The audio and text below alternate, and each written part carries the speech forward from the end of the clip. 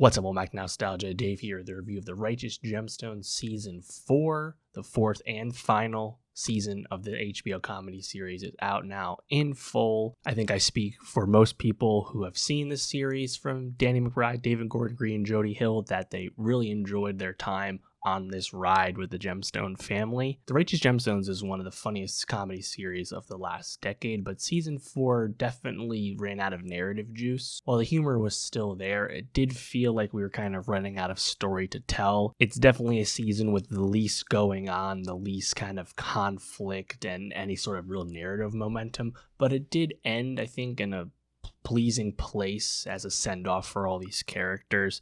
I think the thing people remember most about the Righteous Gemstones is Walton Goggins' off-the-wall performance as Baby Billy, and also Edi Patterson's performance as Judy. Both really all-timers, some of the best comedy work we've seen in recent times. I did want more from Sean William Scott in Season 4. I felt like his casting was very clever, but he ultimately had very little to do, certainly less than I expected. Nonetheless, still really happy with the show, and honestly, I'm happy it ended where it did, because clearly it seemed like everyone kind of wanted to move on, but I think it was still a really satisfying watch. With episode 1, obviously, was so creative with the flashback, back to the Civil War with the Gemstone ancestor played by Bradley Cooper, the origin for the family grift specifically.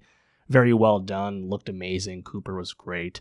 And then from there, you kind of pick up the present day story with the characters we already know. And yeah, not a whole lot really goes down. I mean, it seems like the central crux of Righteous Gemstones Season 4 was whether John Goodman was allowed to move on and have a new lover with his, petulant children getting in the way of that. Like, that was kind of the main source of conflict, right? And obviously you had Kelvin, Adam DeVine's character, trying to be winning the righteous man contest, whatever it was called, and going up against the Simpsons, played by Stephen Dorff. Some good stuff there, but again, I don't think anything super really came together. I think a lot of the plots with, the Gold Bible, where it went, I think a lot of that stuff doesn't really land all that well. Stuff like, Jesse's kids, the conflicts between, Gideon not being a good preacher like his dad, and Pontius rebelling completely against the family norms. And there's definitely room for more of that to happen. Jesse's wife, Amber, played by Cassidy Freeman. I mean, Cassidy Freeman had nothing to do this season. Certainly her, least involved season for that character, unfortunately.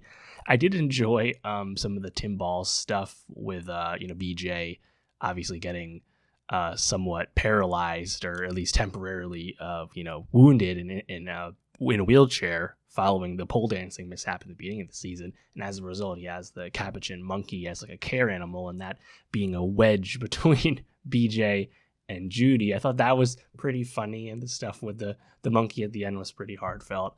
Obviously, nice to see Kelvin and Keith get married at the very end. I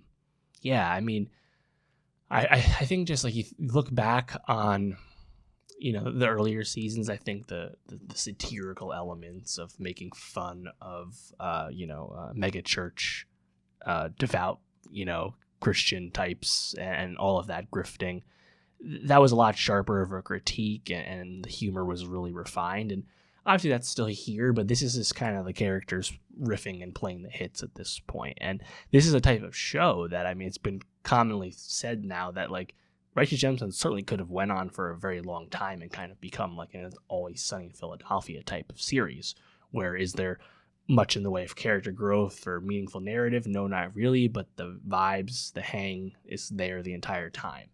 And I still would love to hang with all these characters, but I do think it was a nice jumping off point. I think Danny McBride has really proven that he is an interesting, creative force, producing force, directing force, in addition to, of course, still being an amazing comedy performer.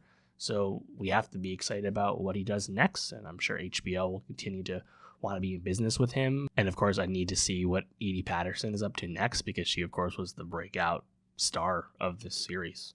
But yeah, let me know. What did you think of Righteous Gemstones Season 4? Were you happy with where it left off, even if the fourth season wasn't the strongest of the show's history? Let me know. And for more TV reviews, subscribe, and I'll see you next time.